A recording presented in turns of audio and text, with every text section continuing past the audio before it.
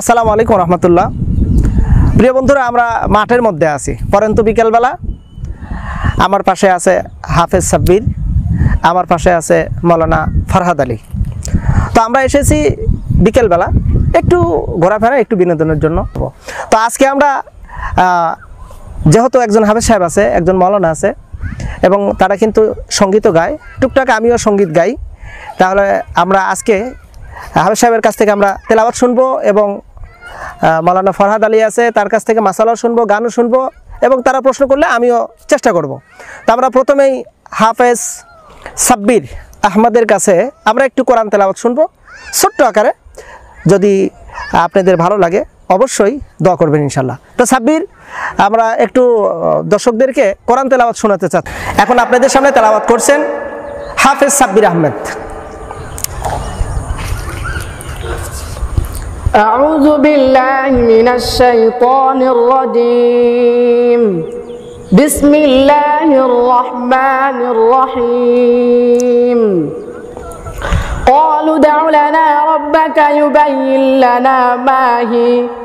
قال إنه يقول إنها بقرة لا فارض ولا بكر عوان بين ذلك فافعلوا ما تؤمرون. قالوا ادع لنا ربك يبين لنا ما لونها. قال إنه يقول إنها بقرة صفراء فاقع لونها تسر الناظرين. صدق الله العظيم. এবার শুকরিয়া, জাযাকাল্লাহ। এবার আমরা ফরহাদুজ্জামানের কাছ থেকে একটি ইসলামী গান শুনব। সেটি হামদ অথবা নাত হতে পারে, তবে এনি চয়েস দিলে তো পারবেই। তো আমরা একটু তাকে একটি প্রশ্ন করি, প্রশ্নের মাধ্যম দিয়ে জানতে চাচ্ছি। মানে একটি গানের শব্দ বললাম, ইসলামী গানের শব্দ, সেটা হামদ হতে পারে, নাত হতে পারে। যদি প্রশ্ন করা যায় বলা যাবে তো ইনশাআল্লাহ?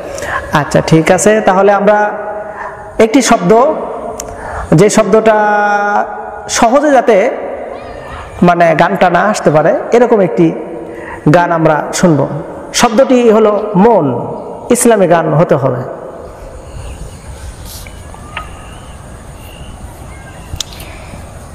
মন মাঝিতে খবর দেয়। বিষয়টা হলো যে একদম ইজিলি হলো যে মন এটি একটি কমন শব্দ এবং এ দিয়ে ইসলামী গান অসংখ্য আছে। আমারই মনের মাঝে পেয়েছি যে বেদনা। এবার দ্বিতীয় নম্বর প্রশ্ন হলো যে শব্দটি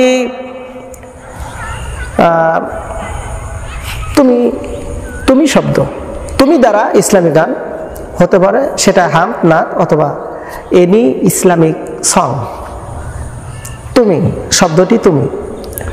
তুমি কত সুন্দর কি করে বোঝাই, কোনো ভাষা পাই না খুঁজে তোমার তুলনা। তুমি নিজে তোমার তুলনা, তুমি নিজে। শুকরিয়া, জাযাকাল্লাহ। যেহেতু মানে আমরা বেশি শুনবো না, এক লাইন করে শুনলে আমাদের অনেক হয়ে যাবে। তো এখন আরেকটি বলবে নাকি আমি বলবো, কিরকম? তো ঠিক আছে, এবার আমি একটা প্রশ্ন করি, দেখি তো আপনি এরকম একটা সং গাইতে পারেন কিনা। জি। তো আমার প্রশ্ন হচ্ছে রাসূল, রাসূল দিয়ে আপনাকে একটা হামদ হতে পারে, নাত হতে পারে, এটা উপস্থাপন করবেন। আচ্ছা আচ্ছা, ঠিক আছে। তার আগে আমার একটা প্রশ্ন হলো যে রাসূল শব্দটা আমি বললাম, কিন্তু এটা আমার নিজের লেখা হবে নাকি গাওয়া? যে কোনো আর কি, নিজের লেখা হোক বা আচ্ছা আচ্ছা আচ্ছা, ঠিক আছে। এরকম যেমন অসংখ্য শব্দটা মানে এই রাসূল দ্বারা আমি চিন্তা ভাবনা করতেছি কোনটা রেখে কোনটা বলবো। আছে হে রাসূল বুঝি না আমি, রাসূল তোমায় ভালোবেসে দিব জীবন খানি, যেমন করে জীবন দিল হামজা খালিদ। রসুল তোমায় ভালোবেসে দিব জীবন খানি, যেমন করে জীবন দিল হামজা খালিদ।